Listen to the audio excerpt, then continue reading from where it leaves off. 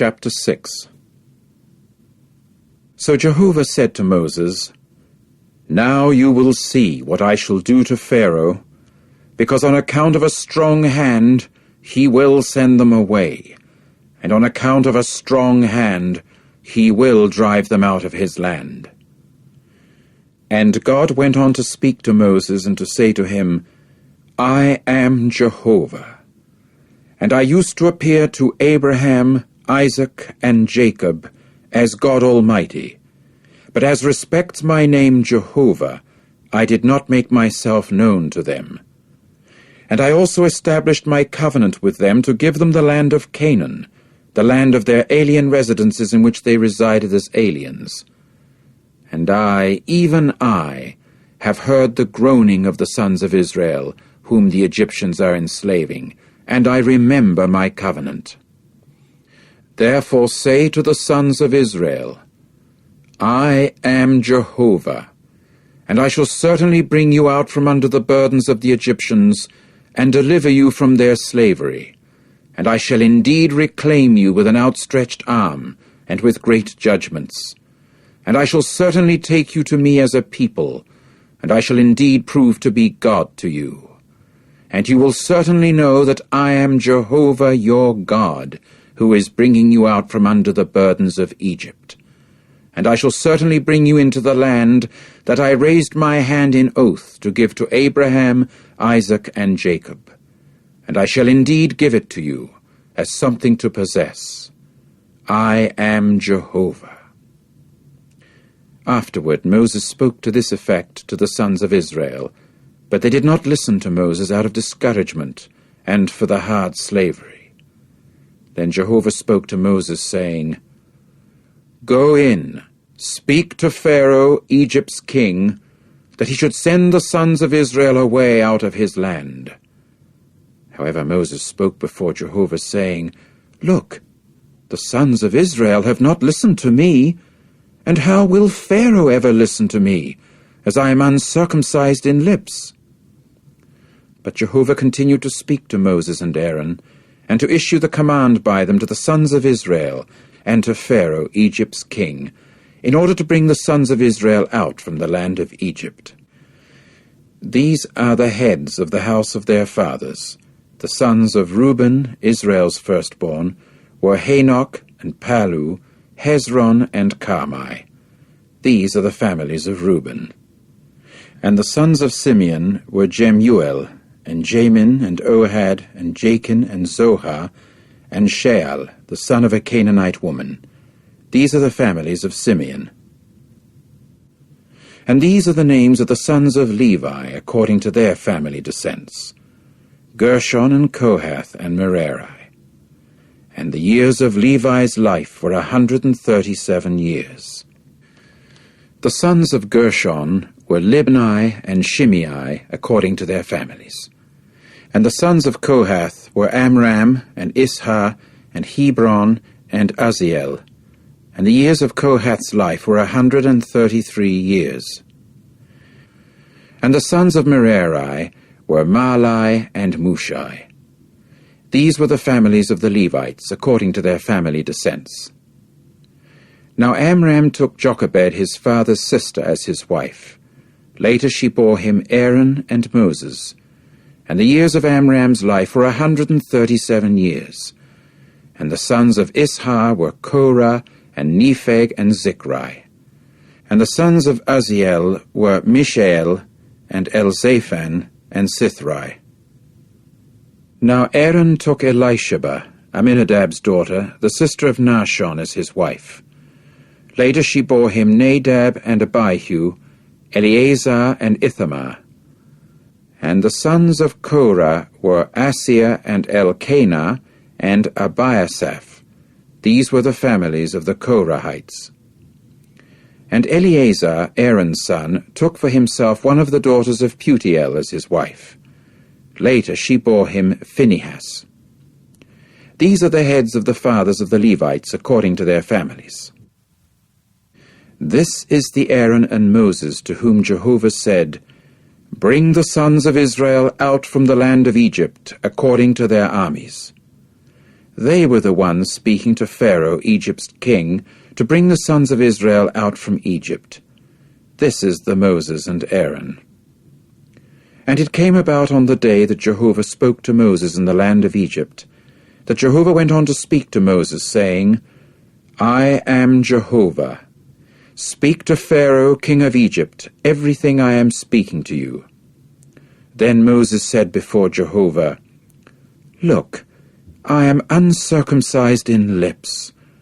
So how will Pharaoh ever listen to me?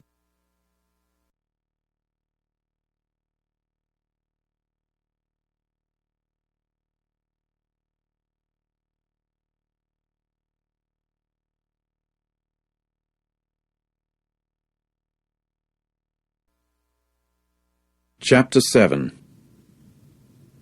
Consequently Jehovah said to Moses, See, I have made you God to Pharaoh, and Aaron your own brother will become your prophet. You will speak all that I shall command you, and Aaron your brother will do the speaking to Pharaoh, and he must send the sons of Israel away from his land.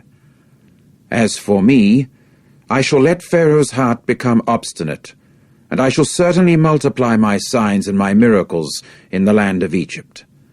And Pharaoh will not listen to you men, and I shall have to lay my hand upon Egypt, and bring my armies, my people, the sons of Israel, out from the land of Egypt with great judgments. And the Egyptians will certainly know that I am Jehovah, when I stretch out my hand against Egypt, and I shall indeed bring the sons of Israel out from their midst.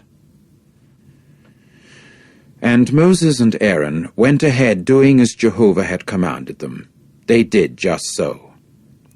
And Moses was 80 years old, and Aaron was 83 years old at the time of their speaking to Pharaoh.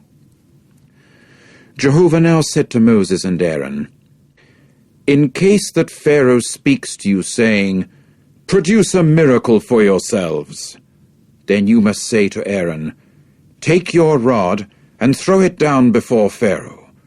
It will become a big snake. So Moses and Aaron went on in to Pharaoh, and did exactly as Jehovah had commanded. Accordingly, Aaron threw his rod down before Pharaoh and his servants, and it became a big snake. However, Pharaoh also called for the wise men and the sorcerers, and the magic-practicing priests of Egypt themselves also proceeded to do the same thing with their magic arts. So they threw down each one his rod, and they became big snakes.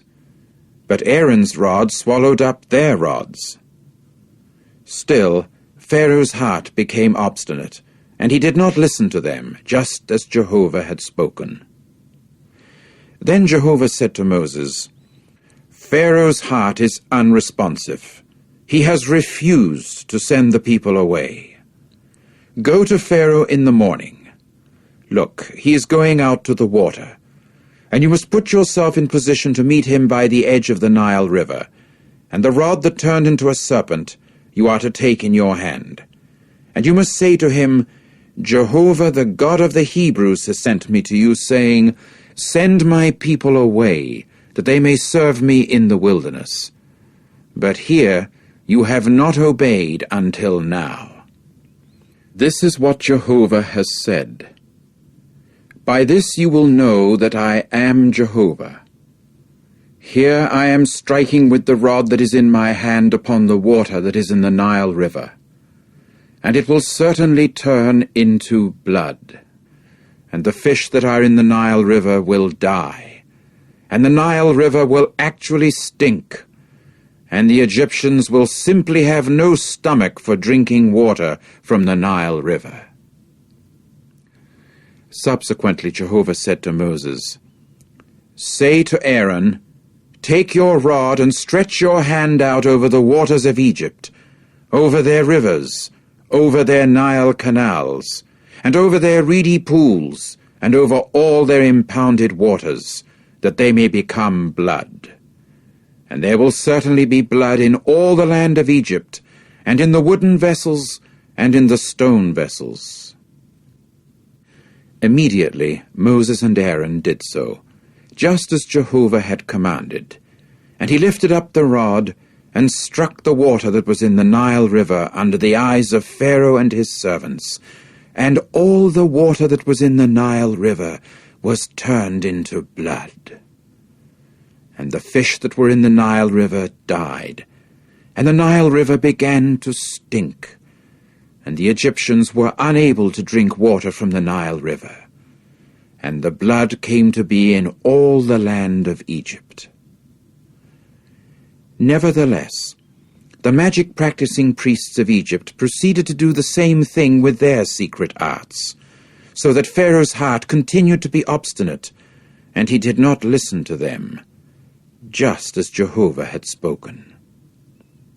Hence Pharaoh turned and went into his house, and he did not set his heart to have any regard for this either.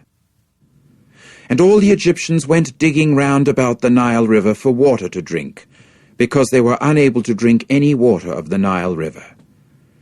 And 7 days came to be fulfilled after Jehovah striking the Nile River.